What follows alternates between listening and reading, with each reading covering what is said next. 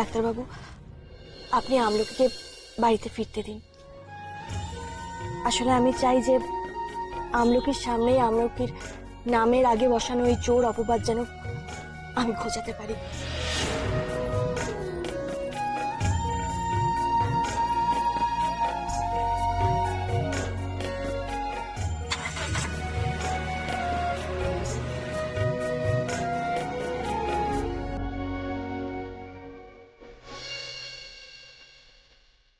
রাজনীতি বলুন।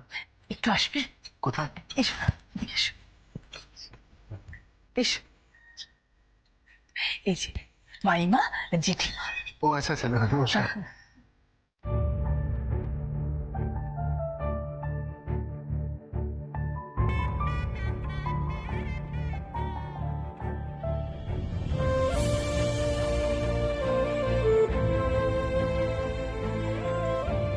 আমি আসছি 1 মিনিটে। আচ্ছা, শোন না, ওখানে স্ন্যাক্স আছে, নিয়ে নে। এভাবে কি দেখছো? তোমাকে আমাকে কি প্রথমবার দেখছো? সত্যি রত্নদীপ, আগে তোমাকে এইভাবে কখনো দেখিনি। আজ কি সুন্দর তুমি সবার সঙ্গে হাসছো, কথা বলছো। Thank you. তোমার মুখে খুশি, আনন্দ। রত্নদীপ, সত্যি বলছি, তোমাকে এইভাবে দেখে আমার ভীষণ ভালো লাগছে। আসলে আজকে আমি খুব খুশি, জানো তো। আমার কোনো চিন্তা নেই। কেন? আজকে আমি তোমার পাশে আছি বলে? একদম তাই। আসলে বাড়ি থেকে বেরিয়ে যাবার পর ভাবিনি যে কখনো কাউকে কাছে পাবো, তাও তোমার মতন একজনকে।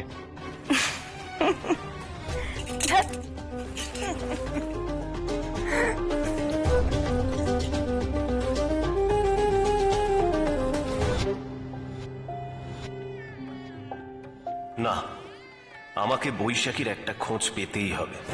কেন যেন বারবার মনে হচ্ছে রতনের এই হঠাৎ খুশি হওয়ার সাথে বৈশাখীর এই হঠাৎ উধাও হয়ে যাওয়ার একটা সম্পর্ক আছে।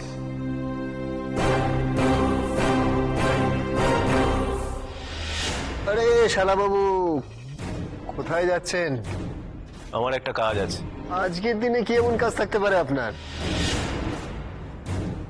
এই কথাটাই বলেছিলেন না আমায়? সারা সকাল নজরদারি করে সময় কাটালেন, এখন কিসের কাজ? চলুন চলুন চলুন চলুন, আসুন, চলুন আসুন তাড়াতাড়ি।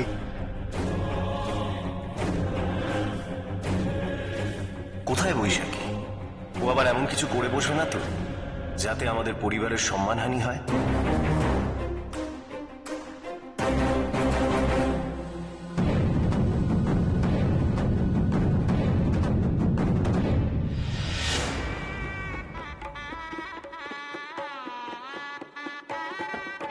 আপনাকে ডাকতে হবে না, আমি দরজা খুলতে পারি। বৈশাখী, এসো।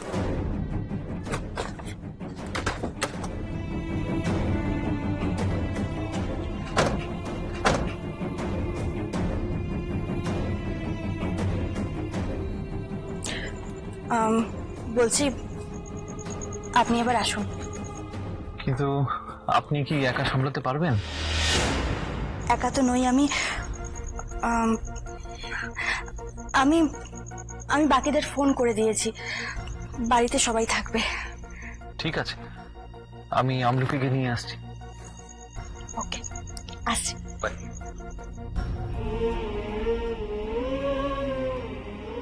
উনি এলেন না? ওনার থাকা বা না থাকাটা তো জরুরি নয় বৈশাখী, তোমার থাকাটা জরুরি। কারণ কথাগুলো তো তুমি বললে, উনি নয়। আর তোমার মনে আছে তো তুমি আমায় কি কথা দিয়েছো? হ্যাঁ হ্যাঁ, আমার সব মনে আছে। তুমিও তোমার কথাটা মনে রেখো। তুমি কিন্তু কথা দিয়েছো তুমি পুলিশের কাছে আমার নাম নেবে না। আমি ভুলিনি বৈশাখী। এসো আমার সাথে।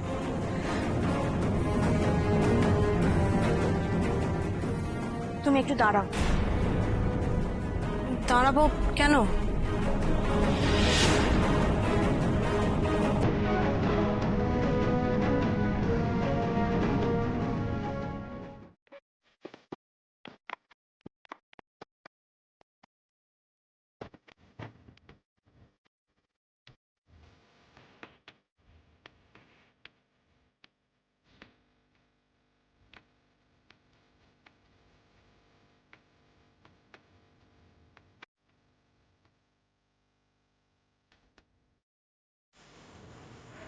কি হলো, থামলে কেন? কি কি বললো তোমার? অমনি তুমি আমাকে তাড়া দিয়ে এখানে নিয়ে দেখো তো, আমরা যে এসেছি কেউ তো খেয়ালই করছে না। আগেই তো ওরা কথায় কথায় সিন ক্রিয়েট করে, তার উপর আবার কখন কি ঠেস দিয়ে কথা বলবে আমাদের মাথা ঝাড়ে গরম হয়। আচ্ছা, আমি কি এখানে নিজের ইচ্ছে এসেছি না তোমাকে নিয়ে এসেছি? চন্দনাই তো বললো বারবার করে এক্ষুনি বউ হাতের অনুষ্ঠানে চলে যাও তোমরা। চন্দনা বলেছে? হ্যাঁ, চন্দনা তোমাকেও এখানে থাকতে বলেছে, ও হয়তো এক্ষুনি এসে পড়বে।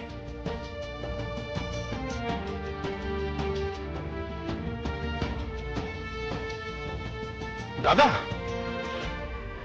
আরে এসো দাদা, এসো। কি হলো বৌদি, দাঁড়িয়ে পড়লে কেন? এসো। আরে বাবলু, তোকে আমাদের নিয়ে ব্যস্ত হতে হবে না, আমরা ঠিক আছি, বুঝতে পেরেছিস? আর তাছাড়া এখানে সবাই তো আমার চেনা। যা যা, তুই ওদের সামলা গিয়ে যা যা।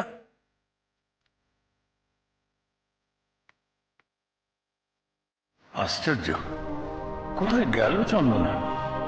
আমাদেরকে বললো তাড়াতাড়ি আসতে, আর ওর নিজেরই পাত্তা নেই।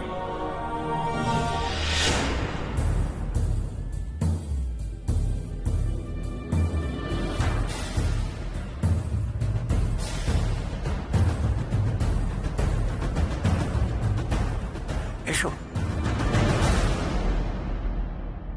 না, এবার একটু মিষ্টি মুখ করি। কাল থেকে তো ভালো করে জল পর্যন্ত খেতে পারিনি ভয়ে, এখন তার ভয় নেই। এবারে রতন, তুই নিজেই নিজের মিষ্টি মুখ করা। ওর বাচ্চা বেঁচে গেছিস আজকে।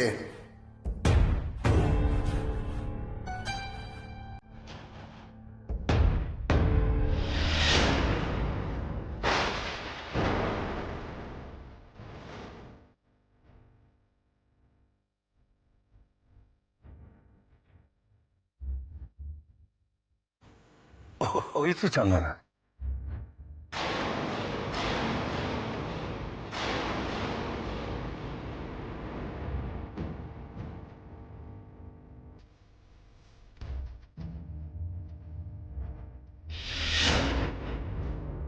দেখেছো মা, দেখেছো দিদি কিভাবে সেজে এসেছে, যেন ওই কোণে।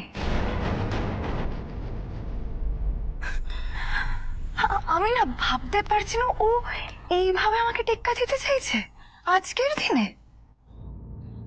এত গয়না!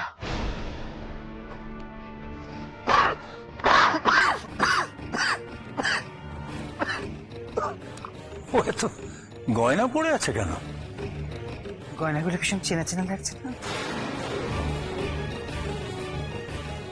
আরে হ্যাঁ, এগুলো, এই গয়নাগুলো তো চন্দনার বিয়ের জন্য গড়ানো হয়েছিল, যেগুলো চুরি হয়েছিল।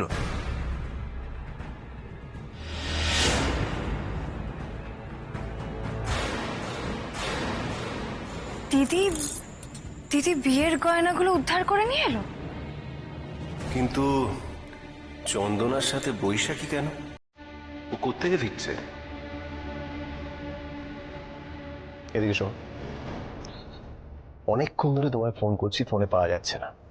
তুমি সেই কখন বেরিয়েছো গাড়ি থেকে? কোথায় গিয়েছিলে তুমি? তুমি রত্নদ্বীপের মাথা ধরার ওষুধ কিনবে বলে বেরিয়েছিলে, ফিরলে চন্দনা কিনে। ব্যাপারটা কি বলতো?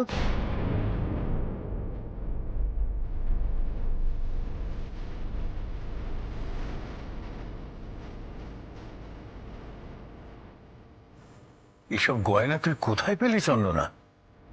চন্দনা, কোথায় গিয়েছিলি গৌরবের সাথে? বল চন্দনা, বল। আপনাদের কোনো প্রশ্নের উত্তরই আজ আমি দেব না। যা বলার সবাইকে বলবে বৈশাখী।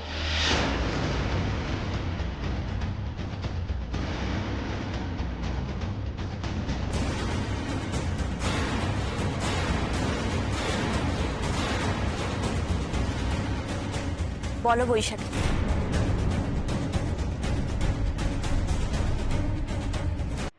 আমলকি এবার বাড়ি যাওয়ার জন্য একদম রেডি।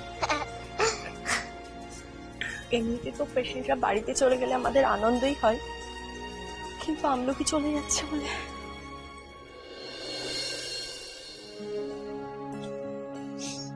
ভালো থাকিস।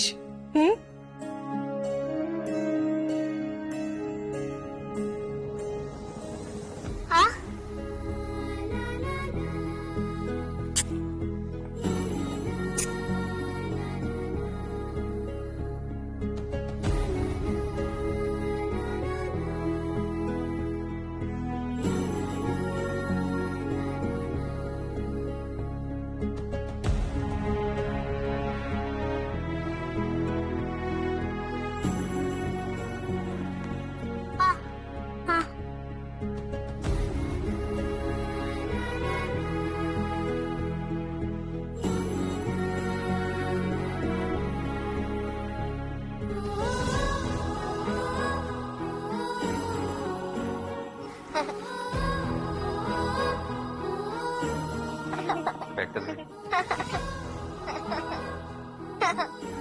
এবারে আমলকি সবাইকে টাটা করে বাড়ি যাবে। টাটা করো সবাইকে।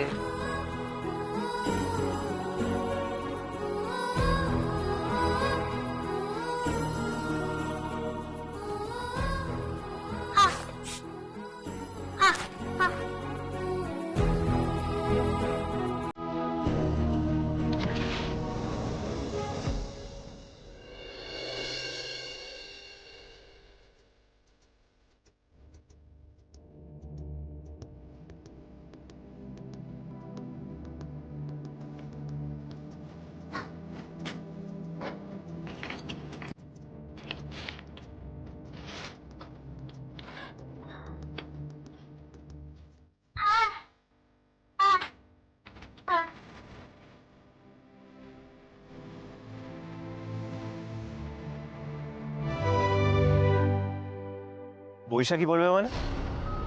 বৈশাখী এসবের মধ্যে কোত্থেকে আসছে চন্দনা?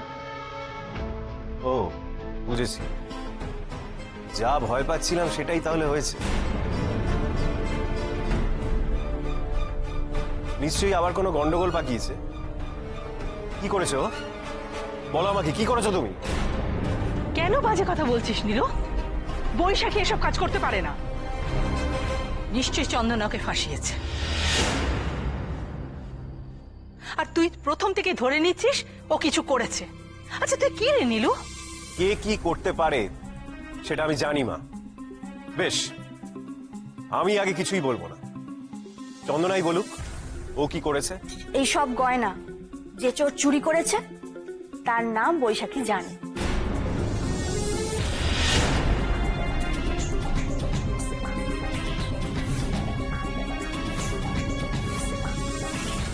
ও আমাকেও জানিয়েছে, এবার আপনাদের সবাইকে জানাবো।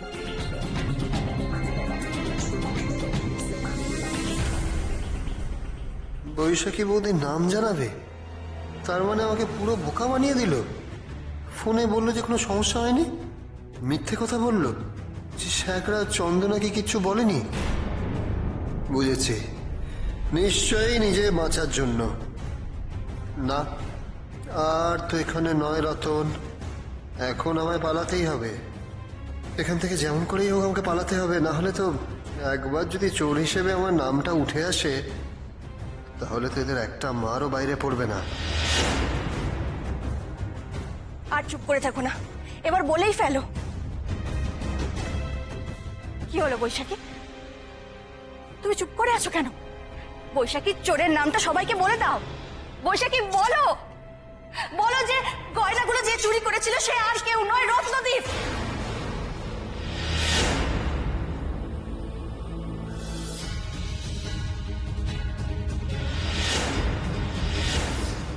আর সেটাও বলে দাও যে ওই চোরকে বাঁচানোর জন্য তুমি শ্যাকরার কাছে গেছিলে। বলে দাও সবাইকে। রত্নদীপ, আবার কি নাটক শুরু করলি তুই? তুই রত্নদীপকে আর কত নিচে নামাবি? না না, তুই বল, তুই লোকসমাজে কেউ এতটুকু সম্মান থাকতে দিবি না? তোর ঝুলিতে আর কত নাটক জমিয়ে রেখেছিস ওকে নিচু করার জন্য, সবার সামনে ছোট করার জন্য। না তুই কি প্রমাণ করতে চাস একটু বলবি? সত্যি, আমি সত্যিটা প্রমাণ করতে চাইছি। প্লিজ দিদি, তোকে আর কিচ্ছু প্রমাণ করতে হবে না, আমরা সব বুঝে গেছি। যেহেতু ও তোকে বাতিল করে আমাকে বিয়ে করেছে, তুই তো হিংসা একেবারে শেষ হয়ে যাচ্ছিস। তাই তুই ওকে বারবার ঠিক এইভাবে মিথ্যে দোষারোপ করে ছোট করতে চাইছিস, আর এটাই সত্যি। চুরিটা রত্নদীপই করেছে মোহনা, আর এটা বলবে বৈশাখী।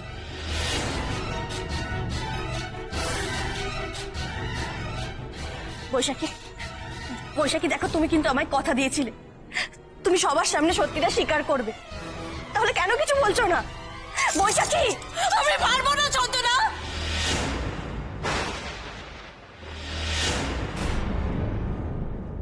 আমি পারবো না।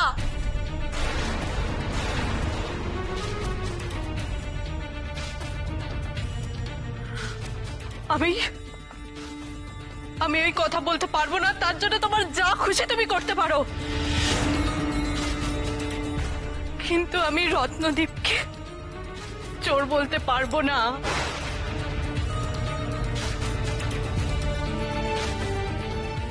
পারবে না বলতে মানেটা কি?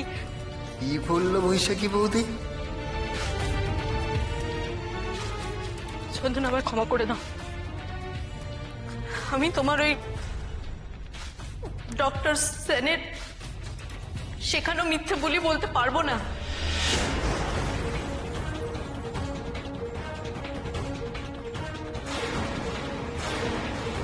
আমি কিছুতেই এই অন্যায় করতে পারবো না।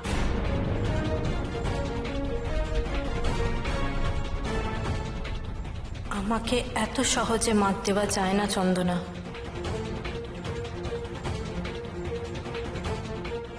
বাহ বাহ, দেখলে দেখলে তো তোমরা সবাই, আমার বউ ভাতের অনুষ্ঠান নষ্ট করার জন্য দিদি এগুলো সব ইচ্ছে করে করেছে। আর এর পরেও দিদির জন্য কোনো শাস্তি বরাদ্দ হবে না। কেন? কারণ দিদি বড় তরফের বলে, আর বড় তরফের তো পয়সা বেশি, তাই না?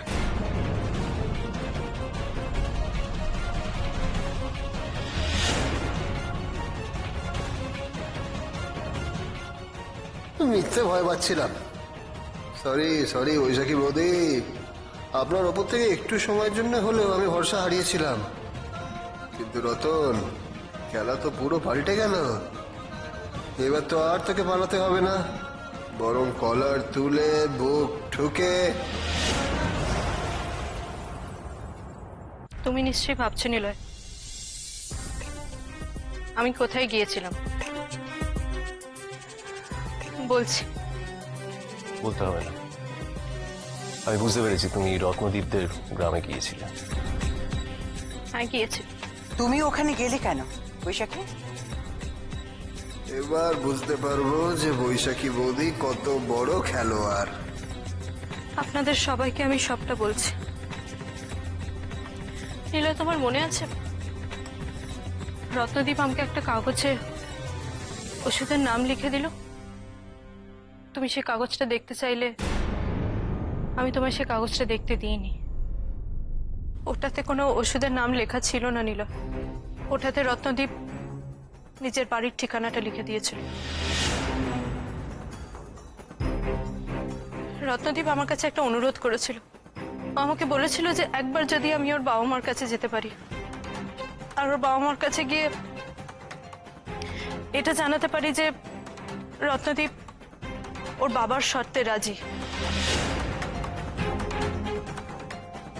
কারণ রত্নদীপের মনে হয় এখন তো আর একা নেই, মোহনা ওর সঙ্গে আছে।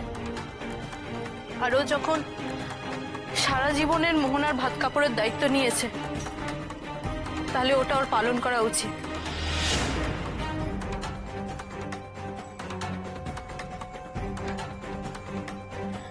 আরো একটা অনুরোধ ছিল রত্নদীপের, ও মোহনাকে সারপ্রাইজ দিতে চেয়েছিল। হ্যাঁ,